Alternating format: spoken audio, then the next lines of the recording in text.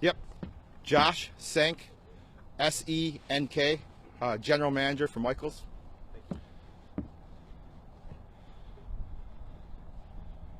Are we ready? We're good. Okay. Good afternoon.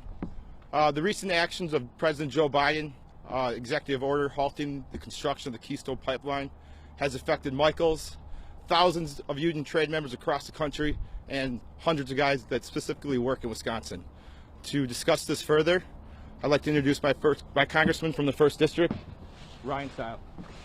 Thanks, man. On Joe Biden's first day in office, he killed thousands of American jobs. Joe Biden killed hundreds of Wisconsin jobs.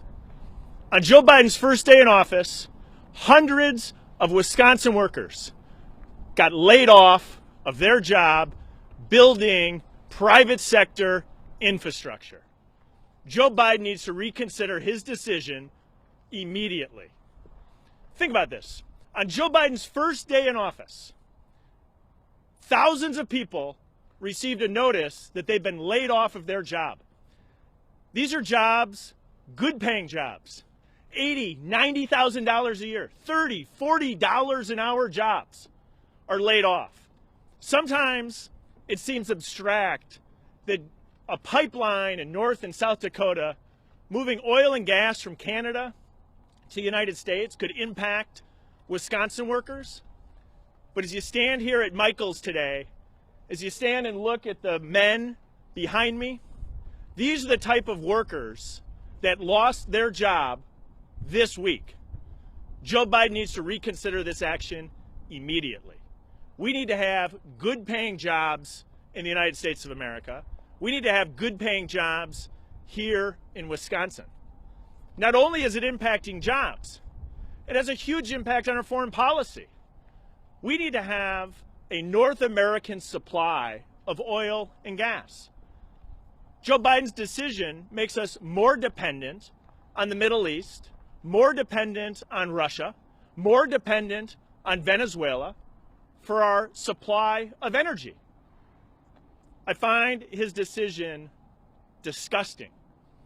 Hundreds of Wisconsin workers lost their job this week because of what Joe Biden did. Joe Biden needs to immediately reconsider this action and put Wisconsin workers back to work.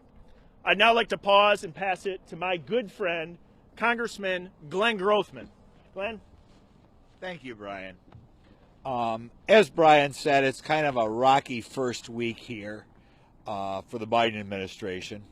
I know a lot of the comments over the next few years are going to be around minimum wage jobs.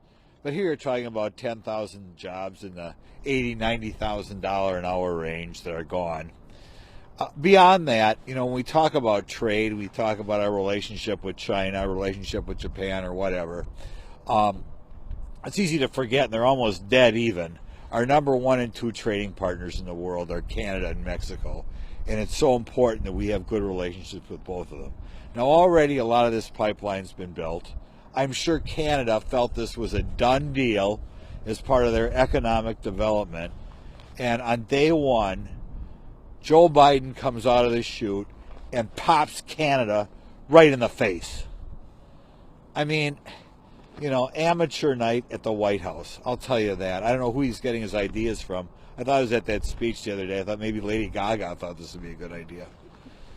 But in any event, I hope not only when he thinks about the people who lost their jobs, but I hope when he thinks about our relationship with Canada, that he reconsiders and gets us back on the straight and narrow.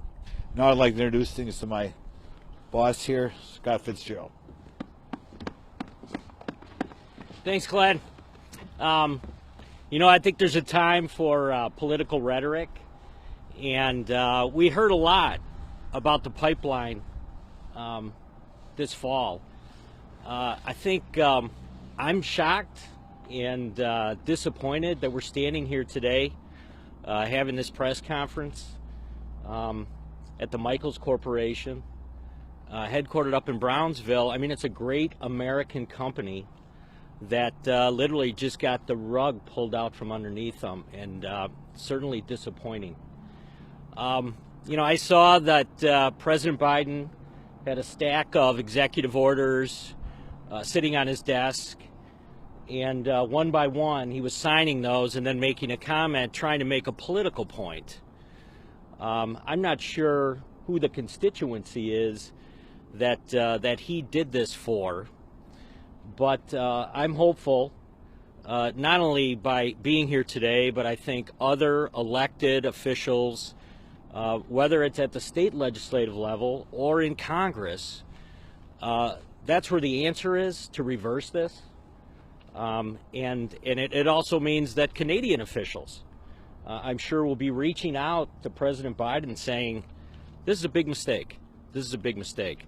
So not only I think it's important to have the Republican members of Congress here, but, you know, I think there's probably employees that are represented by Representative Moore and Senator Baldwin, Representative Pocan and Representative Kind, others that could reach out to those elected officials as well and say, call the White House.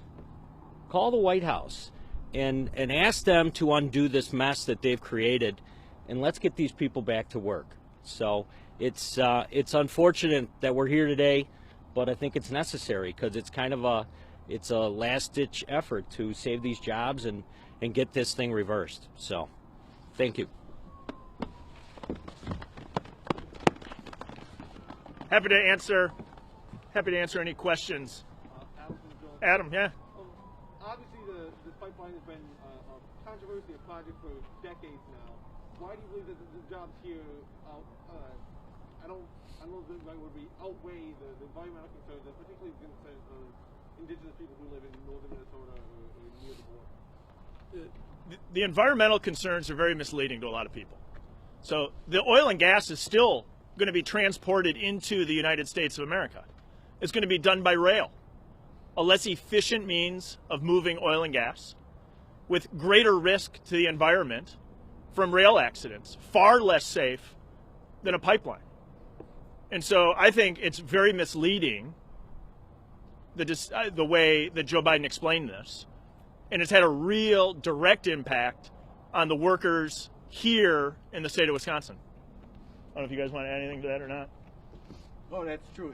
When you talk about the environment, like Brian said, a pipeline is safer than rail.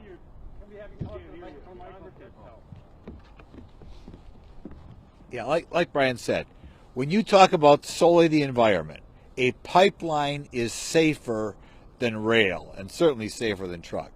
So, other than, like I said, other than to cater to some uninformed environmentalists, and that's what I said a little sarcastically, Lady Gaga, but that crowd who doesn't really know what's going on in the world, if your sole concern was the environment, you would rather have stuff be transported by pipeline. How is Michael affected directly? I'm not sure if you'd be the right person to answer. I'm happy to let the Michaels team answer that directly, but Michaels employees, Michaels is a subcontractor for TC, which is doing the pipeline. And when this was terminated, all the work stopped on the Keystone Pipeline. And so workers from Michaels, workers from other companies in the state of Wisconsin who were on the project this week were laid off this week by the action of Joe Biden. Representative, there's been talk about a bill in Congress that might try to challenge what the president did. What have you heard? Any thoughts about a bill? Those conversations are just beginning. I'm going to do everything I can to overturn this decision, and I think my colleagues stand with me on that. Is there a vote or a way it can structure that would survive a veto? I mean, what sort of strategy, what sort of things would the bill say, maybe? We're 48 hours into this. This is the conversations that we need to be having immediately to override this decision. The administration, Ricardo. Journal Sentinel, the administration said in their logic that in 2015, according to a State Department report, the pipeline didn't necessarily meet national interest or national security interest. I was just wondering on your comments on that report.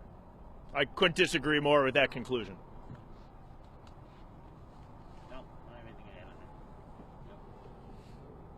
about the push for wind, solar, renewable over the next decade, and less emphasis on carbon-based fuels? That's what the administration seems to be saying. That's what the renewable energy industry seems to be saying, that we're going to be kind of moving away towards something else. This is private sector investment. And so I'm a believer in an all of the above approach. And so this private sector investment should be allowed to go forward. And two, I think it's very misleading to a lot of folks that this doesn't actually stop the oil and gas from coming into the United States. What it's doing is forcing this oil and natural gas to come in via train, which is less environmentally friendly and at a higher risk to the environment than a very safe pipeline would be able to provide. Some people might look at your campaign contributions and saw some executives from Michael did donate to your campaign. Any comments on that? I'm standing here with the workers who lost their job. I'm concerned about Wisconsin workers. And when Wisconsin workers lose their job by the actions of Joe Biden, I'm going to stand up every single day for Wisconsin workers. Can some of those lost jobs be shifted to the wind and solar like Chuck mentioned that are lost here today? I don't know that that's a lot of solace to the men and women who lost their jobs this week, that there might be a potential future job. A future job doesn't pay the mortgage, it doesn't cover the rent, it doesn't pay the grocery bill. People lost their jobs this week by the action of Joe Biden. We have time for one more question. Yes, we also hear from the gentleman from Michael's as to what the facts and figures are, the number of jobs affected, etc. Could we talk about that, please? Yeah. Right now, the numbers of jobs are thousands of jobs. There's Michael's, there's Precision Pipeline that would have affected that the pipeline was going to be constructed. The actions that were happened recently, we were doing station work. There's hundreds of guys that got laid off. Was that Tuesday? Are any live in Wisconsin? Or Yes, a lot of them live in Wisconsin. Yes. That's an important point to know. I mean, these are thousands. I'll jump up with you. Yep. You say there are. I'm going to take my mask off. There's thousands of jobs that were lost. Some estimates are saying 10,000 jobs. I think that's pretty close. 10,000 total jobs. But hundreds of those jobs are Wisconsin workers. That this is where Michael's and other companies in Wisconsin, we build stuff in Wisconsin. We're really good at building stuff in Wisconsin. And so it's Wisconsin employees that are going to places that are more remote, North and South Dakota, to do the work. And hundreds of Wisconsin workers were laid off this week by the action of Joe Biden. Appreciate all you guys being here. It's an important topic. We got a little bit of Packers weather here. Go Pack. Let me see one other thing. Yeah? I didn't like that one question. If these guys lose their job, maybe they can work on solar energy. Where do you work? Yeah. The Journal Sentinel. See, it's like if you lost your job tomorrow, and we said, well, that's okay. There's another job that doesn't pay as well in Eau Claire. Maybe something will open up there for you. You know, what a callous thing to say to the people who got laid off. It's just gonna bug me a little bit. I mean, I didn't ask that question, but it's okay. Thanks everybody for being here. I'm sorry, who did ask the question? Oh, you